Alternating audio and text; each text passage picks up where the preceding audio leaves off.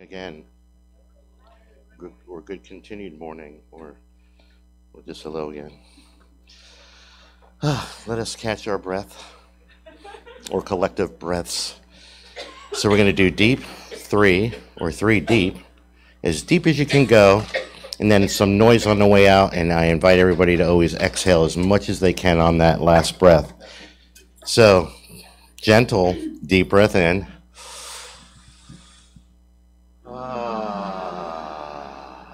And I invite people to feel their heart chakra when they do this. You can feel it vibrate. So, deep breath in.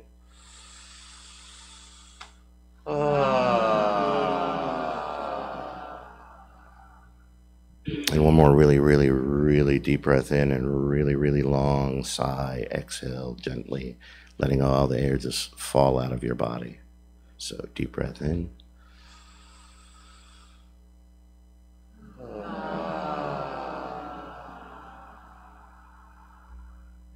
Sometimes when we just let it fall out of our bodies, it's even more relaxing. I don't want to fall on the floor. Even more relaxing than we force that breath out. So, good morning again. Scott will get more chairs if we need them, which is always a groovy thing. So the fun part is announcements. We're going to begin with announcements. So tonight we're having a singing bowl meditation with Pat Krause for our diversity night, and that's going to be 6 to 7:15. So you want anything else to say about that? I mean, has anybody ever done a singing bowl meditation? So you're familiar with it. If you've not done it, it's groovy. Is that enough adjectives? Yeah, if you have a yoga mat, bring it. Or if you want to lay down or a blanket or something, we have a few blankets, but if you think you might want to lay down or you can sit, so whatever you want to do. Keep talking about yoga mats.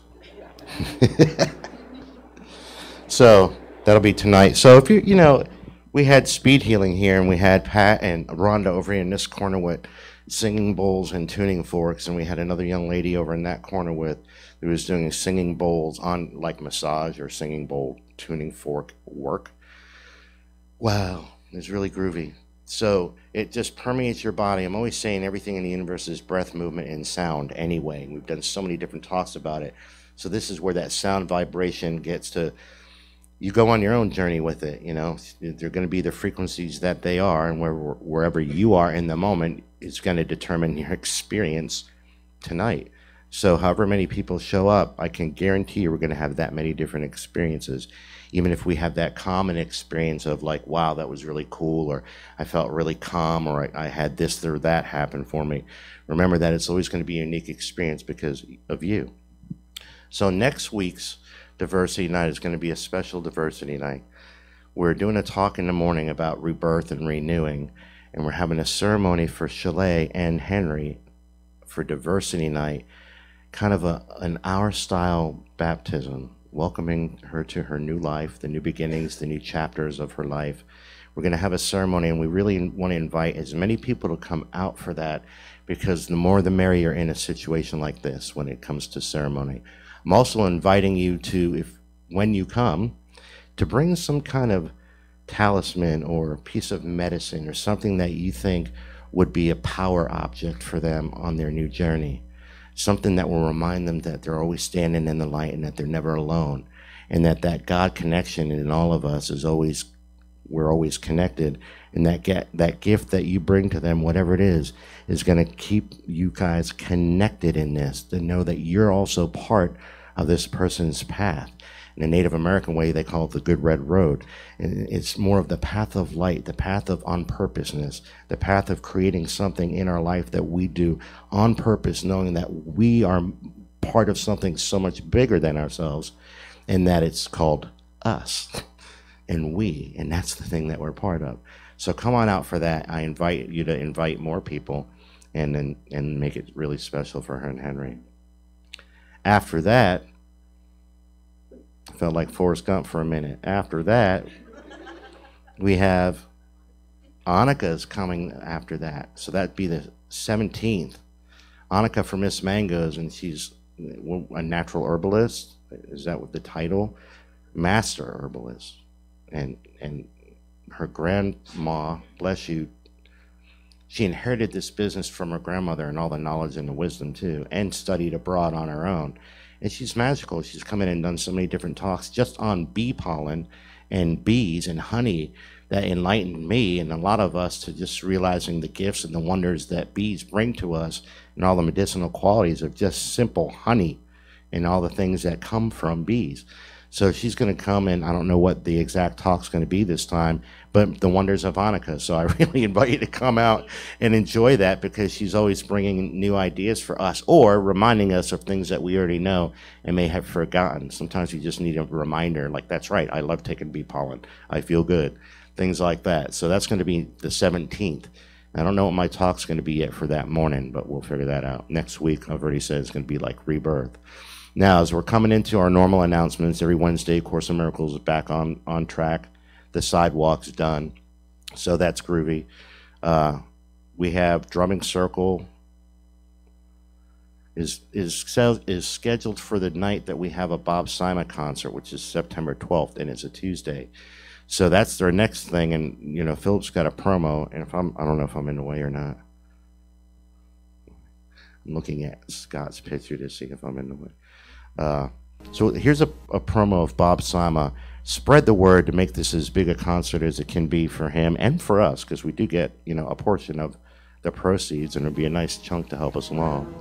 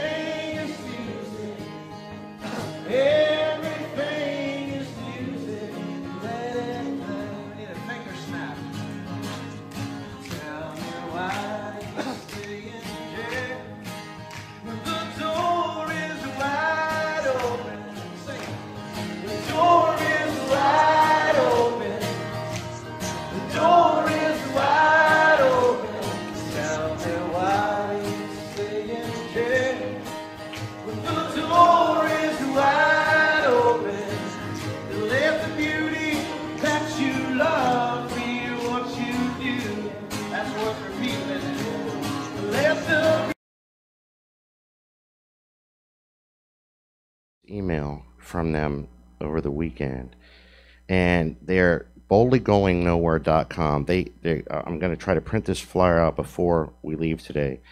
So what they're saying to us is that if anybody here goes to their concerts abroad, and we advertise them, and someone says, well, we came to this because of the New Way Pod, or you from the New Way Pod went there as a group, they'll donate $25 of the ticket back to us, or 25% of it, or something like that. So yeah, so it's that and Bob's in their advertising, when we say the flyer and we always say love offering, they use the term consciousness contribution. And we just sang this song called Consciousness. So as we change our own language into understanding this consciousness is what we're talking about, and consciousness contributions, that's a way that they're adding to it, to their own theme of consciousness contributions, by saying, hey, if we draw people from you, we're going to tie it back to you as well. They're keeping it flowing, and I like the idea, and I like the consciousness of it. For this concert, their suggested consciousness contribution is $15 to $30. No one has ever turned away. We always talk about the tides turning and the tables turn, and at one moment scarcity can be on your side, and one moment scarcity can be on my side. But when we're in this together, when we're one heart, one mind, one people, we're always abundant. So as we look at that, and I look at the pod, and you know, for technical purposes, I have this up here because I'm also going to use it today for something. But you guys can tech tithe with this if you want afterwards. You can use your Square. You can come in and do that if that's a means that you're more comfortable with. People that are on PayPal right now, on the live stream, can go to our website and go to PayPal. All these different things, the consciousness concerts that we have, Course in Miracles group, drumming circles on both Sunday and diversity nights, and with Fred Goodnight. All the different things that we have happen because we're here. So we depend upon the gifts from conscious contributions to continue thriving and to continue being here. So spread the word that it's more about just tithing. It's about making an impact on our own community and being here so that we can continue to make an impact and do all the wonderful things that we want to do as the pod. We have so many different things that we offer besides just Sunday morning, and besides just diversity night. Get involved. We're going to be bringing more things to the game. To do that, we got to be here. So put that in your awareness. Bring that out to the broader spectrum of life. When you say, where do you go and hang out on Sundays? Tell them where you go and hang out on Sundays. Tell them that we want more and more people, because that's all we're really doing, is spreading this word so we can make more and more of an impact on our own community and beyond. So, enough of that. Any more announcements? I always look to Becky because we go back and forth with logistics. Let's cozy back into our hearts and get out of the head part of the announcements. So, a few months ago, or a month or so ago, while on a random moment of Facebook, because I know I'm supposed to be getting more into this Facebook world and to use it as a tool, but I'm coming along. And one of the moments I had seen this neat video called The Homeless Man and the Buddha, or The Beggar and the Buddha. And it just rang around in my head for a little bit. And then I started really appreciating the lesson of it and reflections of some of the things going on in my own life. Any talk I ever do up here is always going to be for me as well as you. Sometimes it's only for me. I was playful with them at the beginning. I'm like, I don't care if anybody gets anything. This is for me. This talk is for me, and I want to get this, and I am getting this more and more and more. And understanding that anytime I say anything out there, it's always talking. It's like, just pretend that you're just a bunch of mirrors reflecting back at Mark. Because there's sometimes I watch my own videos and go, if you do that, you'll feel better. It's like, just listen to my own self. So we're going to start today with watching this video. If somebody could hit the lights for me, and I will move my body again so you can see the screen or the wall. There's a really famous story that I've been hearing in Thailand, and I want to share it with the whole world if I could. This is a story about the Buddha and a homeless man. One day there was a homeless man, and he's been trying to gather food, and he keeps noticing every day his food disappears. One day he caught the mouse that kept stealing his food, and he asked the mouse, "Why are you stealing from me? I'm a homeless man. You can steal from richer people than me and it won't have any effect on them." The mouse then told the homeless man, "It's in your destiny that you can only have 8 items in your possession. No matter how much you beg, no matter how much you gather, this is all you'll be able to have." The homeless man was shocked and said, "Why is that my destiny?" And the mouse said, "I don't know. You should try and ask the Buddha." So the homeless man goes on his journey to go find the Buddha, and as he's going, it gets late. So he ends up at a wealthy family's house, and he asks if he could stay the night. They let him in, and they ask him, "Young man, why are you traveling so late?" And he answered, "I have a question for the Buddha, and tomorrow I'll be on my way." The family then says, "Can we give you a question to ask the Buddha? We have a 16-year-old daughter who can't speak. We just want to ask, what do we have to do to make her speak?"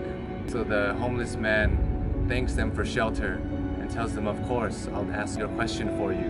So the next morning he goes and continues his journey and sees a sea of mountains that he has to cross. He climbs up one mountain and he meets a wizard.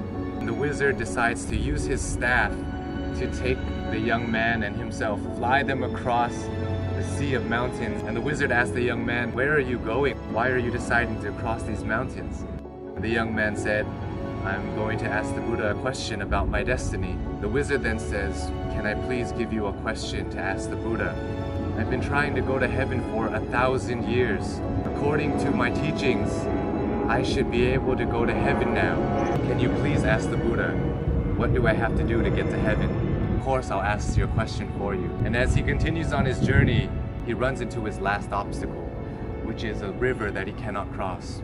Luckily, he meets a giant turtle who decides to take him across the river. And as they're crossing the river, the turtle asks, "Where are you going?" "I'm going to see the Buddha. I'm going to ask him a question about my destiny."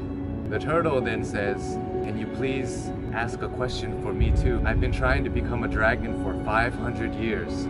According to my teachings, I should have become a dragon by now. Can you please ask the Buddha, what do I have to do to become a dragon? So the young man thanks the turtle for taking him across the river and says, of course, I'll ask you a question for you. The homeless man finally meets the Buddha, and the Buddha tells everybody, I will answer 3 questions for everybody here, but only 3 questions. And the young man is shocked. He has 4 questions to ask. So he thinks carefully. He thinks about the turtle. The turtle's been living for 500 years trying to become a dragon. The wizard has been living for 1,000 years trying to get to heaven. And that young girl is going to have to live her whole life being unable to speak. And then he looks at himself and he says, I'm just a homeless beggar. I can just go back home and continue begging. So as he looks at everybody else's problems, his problem suddenly seems so small. So he feels sorry for the turtle, the wizard, and the young girl, and decides to ask all of their questions. So he asks the Buddha, and the Buddha answers. The turtle is unwilling to leave his shell. As long as he's unwilling to leave the comfort of his shell, he will never become a dragon.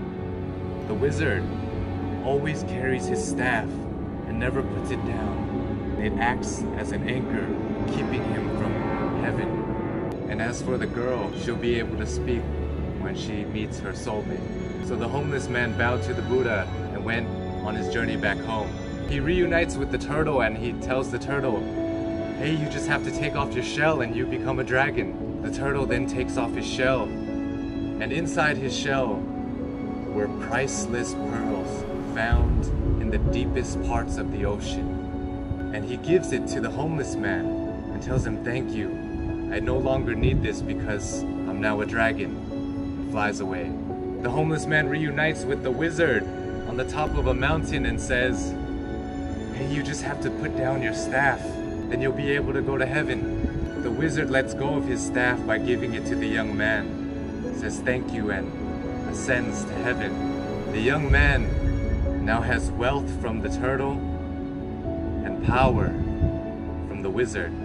He goes back to the family that gave him shelter, and he tells them that the Buddha said your daughter will be able to speak when she meets her soulmate.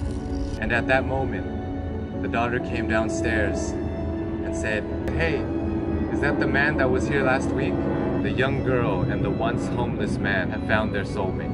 This story tells us so many things, so many lessons, but for me, I think that sometimes we have to give things in order to get some things. Sometimes if we want to become a dragon, we want to become a lion, we have to be willing to leave behind what makes us most comfortable, what makes us feel most safe. We have to leave our comfort zone, just like the turtle did. And in order to find true love, we must become somebody who is willing to put others before ourselves. When you're alone and when you're lost in your thoughts, sometimes your problem seems so big and it may seem like it's the end of the world, but if we look at other people's lives, other people who don't have as much opportunity as us and who have it worse than us, sometimes it makes our problem seem so much smaller. And if we're willing to lend a hand to those who are struggling more than us, willing to help them, it may change the course of your life, your destiny, and the universe may repay you in such a way that you never would have imagined. It will come back to you. All the good that you do in the world will come back to you. If you're going through hard times right now, I hope this story helps. My name is Sean. I love you all, and I hope you have a wonderful, wonderful life.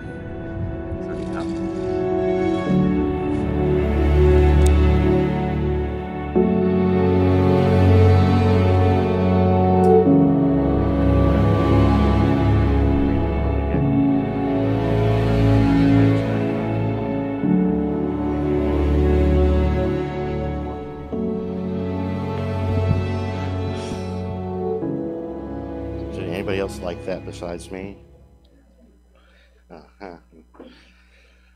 So, you know what? It's like, so he gives the obvious, not obvious, he gives you an example of some of the lessons there.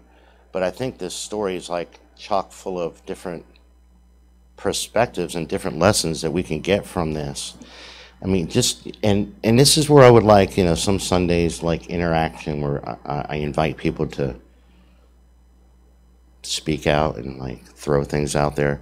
So, what did you get out of this? You know, just some of the things you got out of it as a whole. If something hit you specifically, just feel free to chime in as we talk about this. So, I'll start off with the first question of what did you get out of it overall? The overall meaning. Did it touch anybody in their life right now? Did it reflect back to you some principles going on in your own world? Am I not asking a direct enough question? The part about looking at your own problems, and you get so caught up in your head, you go round and round thinking that your problems are the end of the world, but then when you look out there and get out of your own head, Yeah. you realize that, you know, the problems are this. Yeah, and it helps that macro to micro. I got out of it letting go of things that identify you. You know, the turtle having a shell, well, turtles are identified by that, wizards are identified by their staff. But in order for them to find freedom, they had to let go of the one thing that identified them as such. And that really speaks to where Bless I'm you. at right now. I thought it was their hats that identified the wizards. I don't know. Stars on there. Well, he didn't have, right? He didn't have no stars or nothing on his hat. I was confused. I thought he was just some old dude. But that's a valid perspective. I mean, that's what I'm saying. Every single thing that someone says today is 100% valid because the differences going on in our lives. And like Becky pointed out a moment ago, it's like, so when we were able to get out of our heads for a moment and see that broader picture, it's like, and this is again chock full of different lessons and stories because, you know, as you were talking about the roles and those people being able to let go of their identities, and that's what made them free. For the beggar boy, it was the exact opposite. He surrendered to it. He surrendered to what his identity was. He surrendered 100% completely to his lot in life and said, look at these people. I can go back to simply being a beggar boy and the fate of the world will be the same. But look at the monumental differences in these worlds. And he went and saw so beyond himself and accepted in humility and in a good way as of service his role as the beggar boy and released himself out of it. It's like, so in the story, he met the family at the beginning. Why didn't the girl start speaking then? He hadn't surrendered yet.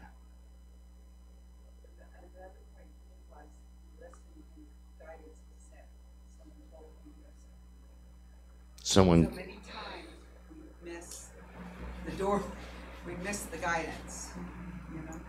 Yes, I do. And the guidance showed up in the form of what in this story? A mouse, right? So what we know about mice and mice medicine is the details and the scrutiny and to be able to look. So he said, go ask these questions. And it was funny even the way he said in the video when he looked at, well, when the beggar asked the mouse, why is this my destiny? He just, I don't know. It was so funny. Don't know. Go ask the Buddha. And it sent him on a journey. And in this journey, there was a set of obstacles. If you noticed, there was that it got late and it became night. So he had to travel through the darkness. And he got welcomed in by this family, a rich family, abundant, very far from who he was. And their question is, why are you traveling so late? So this can be looked at in a lot of different ways in life. You know, why have you waited this long in your life to finally take this journey? You know, and it's like, as I looked at that part, sometimes, you know, Ram Dass has said something, and I always discombobulate this sentence, but I'm getting closer at it because I think I'm getting closer at it, that we know more than we live what we know. Nailed it.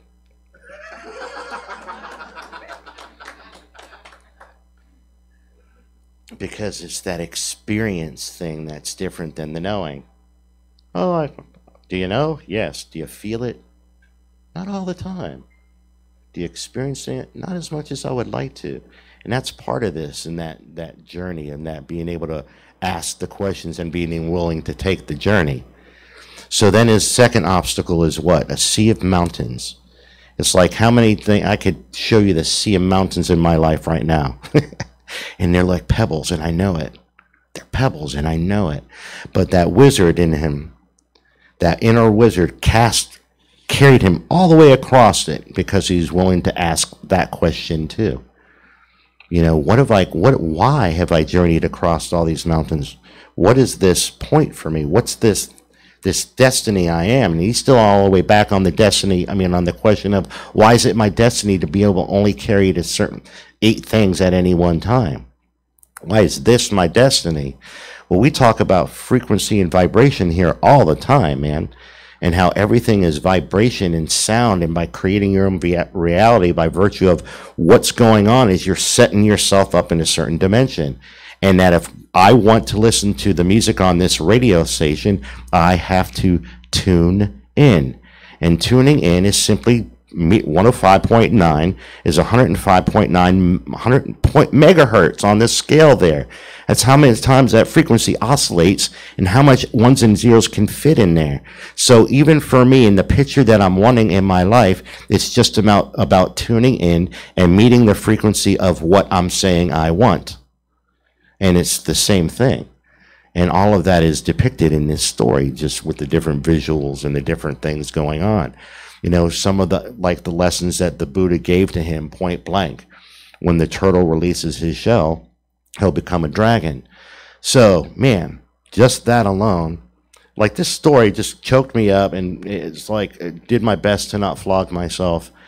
And because that living what we know thing, it's like the only shame, this is very interesting, and I'll just confess again because that's what I do. The only shame that I really go through in this lifetime is because I know all this stuff. I mean, I really, really know it. And when I'm bumping up against my own discombobulated dimension and have before me the antithesis of everything I know I can have, I noticed that there's a shame part of me. Well, that needs healed just as well, because that part is going to keep me in that box, or us in our boxes. But be aware of that is my point, because I'm kind of figuring I'm human just like you are. I'm just willing to say it out loud. But there's that mechanism within us that when we know something so well, and we should on ourselves with, you should know this by now, you should know better, that it brings shame. And to just be aware that that's going to be another obstacle that shows up.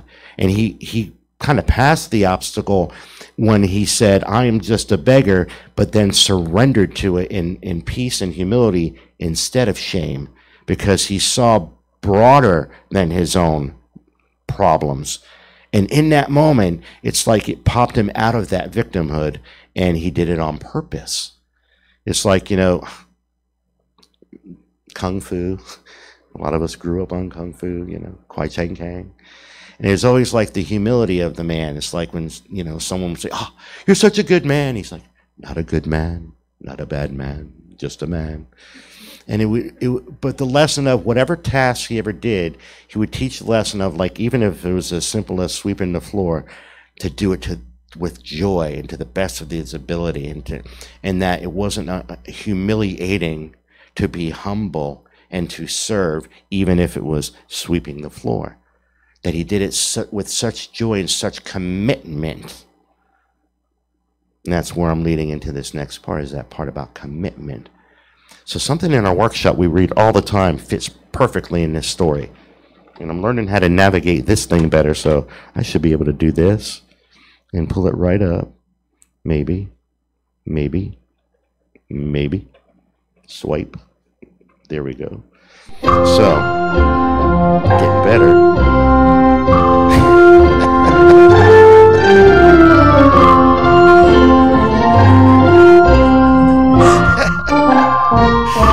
So no, this is not an intermission. So, unless you would like to go buy snacks. So, we've read this piece before by Goethe, Wolfgang von Goethe, and about commitment. I'm going to read it again, and I'm going to read it again. You would think I would have it in my brain by now, be able to recite it, but I think there's a purpose for not. because it makes me read it, so that you can commit this to your brain. Until one is committed, rewinding, starting in. Until one is committed, there's hesitancy, the chance to draw back, always ineffectiveness. Concerning all acts of initiative and creation, there is one elementary truth, the ignorance of which kills countless ideas and splendid plans. That the moment one definitely commits oneself, then providence moves too. And here's the part that we just saw. All sorts of things occur to help one that would never otherwise occurred. A whole stream of events issues from the decision, raising in one's favor all manner of unforeseen incidents, meetings, and material assistance which no man could have dreamed would have come his way. Whatever you can do or dream you can do, begin it. Boldness has genius, power, and magic in it. Begin it now. That boy committed. And that was one of the most awesome depictions of commitment, is this little video, because it's showing the magic of what Goethe wrote in a story from Thailand about the beggar and the Buddha. And as you marry them both together, you see that the moment he committed one himself, then providence moved in his life. All sorts of things occurred that would have never otherwise occurred had he not said, I am going to ask the Buddha this question about my destiny, because it doesn't make sense. That's one of the things that I noticed was the turtle or the wizard or the family, none of them said to him, we'll help you if you ask the question. He didn't do anything, they just did it, and then in their conversation they asked him. So how many times do we have that stuff thrown in our faces and we go, oh no, I don't need help, I'm fine, thank you, don't bother. Exactly, and that's one of the good points, is that none of them said tit for tat. And he said, of course I'll ask your question, of course, every line, of course I'll ask your question, of course I'll ask your question. And then he got to the end and he's found the dilemma of the 4 questions. You saw his face. That's why I like the video, because it was beautifully done to depict this.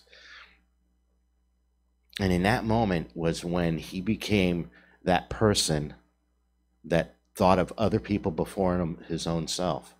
And there's a difference between that self-love and self-nourishing part of it. But in that moment, what his key was, it was surrendering to what you just said, and to that became his self-love. And it's like, this lesson has been really confused between most formal religions, New Age, and metaphysics, as they are all trying to understand this self-love thing. Where some of the dogmatic religions were like, love God and then self. And it was almost blasphemous to love yourself. It was like selfish, narcissistic, and all those things. And then as we come into New Age, new thought, people are like, love yourself above everybody else. And some people ran with that and just ran the wrong way. It's like, well, you created that, slap. See, you created that too. And I'm like, what?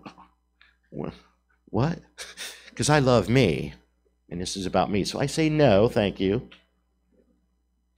And they forgot that sacrifice word, and that it didn't necessarily mean that we were going to get impaled on a wooden post.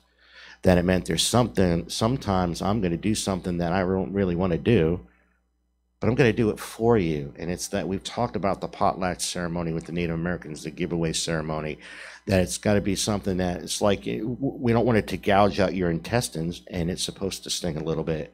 You're supposed to want the item you're giving away.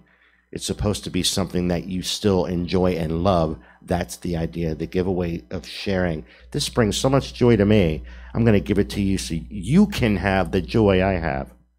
Because I know when you have the joy I have, my joy will never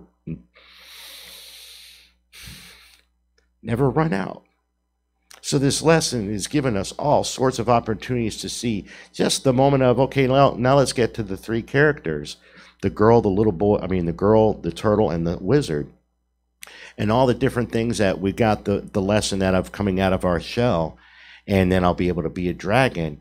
But there's also the riches that were buried under his shell too. Yeah, it was all nice. Look what I have in here. Now it's for you. But meanwhile, it's like it's the parable of the talents.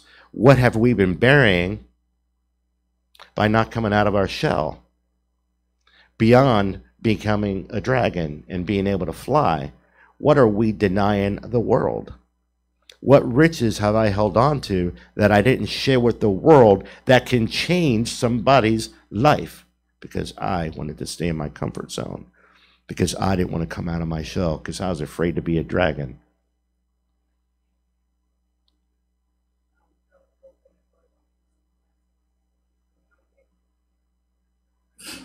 How many became heroes that day? In giving it to others and helping others and saving lives. And it's interesting that right before that happened, we did a talk here about guardian angels and when people become that for each other, and we're seeing a whole world of people become that for each other.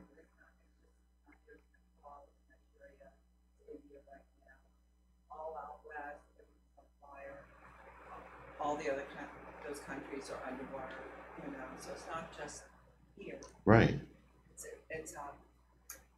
a time of the native elders sending messages, the time of the tribulation. Oh.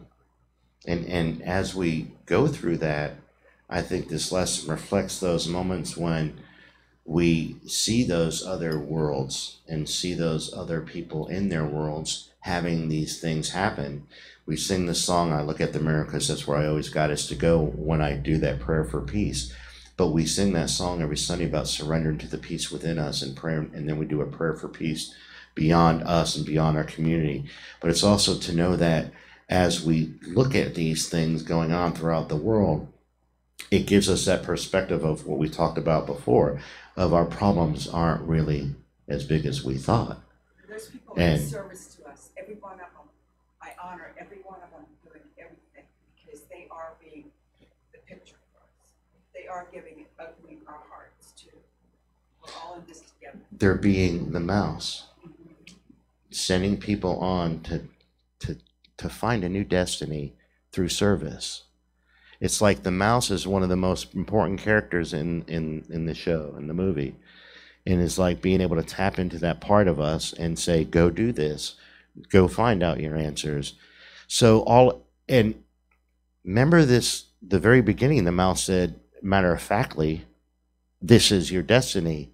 And he was going not to change his destiny, but to ask the Buddha why it was his destiny. Why am I stuck to be poor? At least give me some solace in it. It's like, you know, I can go back to the Garden of Gethsemane moment where Jesus, in that story, in that moment, was saying, why? Why's all this got to happen? Why? I can't see the big picture right now. I'm just seeing a little bit of fear right now. I need this why in my brain to help me see this big picture of what's in it for me to do this service. And then even in the lesson, he realized, even in that lesson, that in the surrendering and the being willing to serve others 100% completely, that in that story, it even meant his life, that's where all the magic was born. That's the story of he ascended. It's like, look what happened after that. So as we go through this, and it's like going even back to the wizard, it's like, what keeps me from heaven? And we're talking about now, physically, they're talking about in this story ascending to heaven. We call it consciousness. We call it nirvana. We call it enlightenment. It's like heaven. Of course, the miracles, all power is given to you on earth as well in heaven. There's nothing you cannot do. We think we're not in heaven. We think we create this place we got to go to. All here, all happening right now, all the time. And I have the ability, because I am wonderful, to stand in hell or stand in heaven. And it all happens right here. And this boy in this talk was, in this story, was standing in hell at first. And he had to go through this journey. And one of the things that the Buddha told the wizard, who's been there 1,000 years in all of his knowing and wizardry, is that the only thing keeping you from ascending to heaven is you won't let go of the power. And I'm like, We can do that to our own selves when we get so caught up in what we know, especially supernatural, spiritual, metaphysics. I've like really bumped into some egos since I started on this path 25 years ago, mine included. And mine mostly, because they're all reflections of my ego echoing back at me where I'm stuck in it. Thanks. You guys are doing a great job. But it's understanding that letting go of that power that I'm thinking I have to hold on to. And we've done all these talks about power and rivers and energy and storms, and like any given point, try to hold on to any of that. It's like, and all the power within you would blow up our bodies anyway in this 3D world. All the ones and zeros, the consciousness of the universe can't be contained in the physical. So that's why we get to be part of it. We get to have auras and all that jazz, and we get to tune into it. And we get to have guides come in and tune into us and take us for a little ride. All that is when we're willing to let go of the power, because when we let go of the power, we flow in the power. So in the moment I'm willing to let go of it, automatically, you saw the picture. Did you see Gandalf's face? He was laughing. He was like, oh, I'm such a fool. That was that kind of laugh. I've been holding on to this staff this whole time. And he was like, ha ha. His epiphany got me moment, because the Buddha didn't give him these great, big, profound lessons. They were really simple ones. And then there's back to that little 16-year-old girl that the week before, we already talked about this, didn't start speaking when she met the same person. It was the same boy. It was the same beggar. But he changed his destiny. And he received the power and the wisdom of the wizard. He received all the wonders and the jewels, but at the same time got given the lesson. Those pearls were wisdom. They were valuable lessons for him to never stay stuck in his shell again, to never think himself only a beggar ever again. And by being willing to surrender to being only a beggar, freed all those people all at the same time. He's going to do more as a king than he could ever do as a beggar, but yet he saved the world as a beggar to make them all kings in their own right. The little girl, the wizard, the turtle, all of them felt that kingship once they became a dragon or ascended or could finally speak.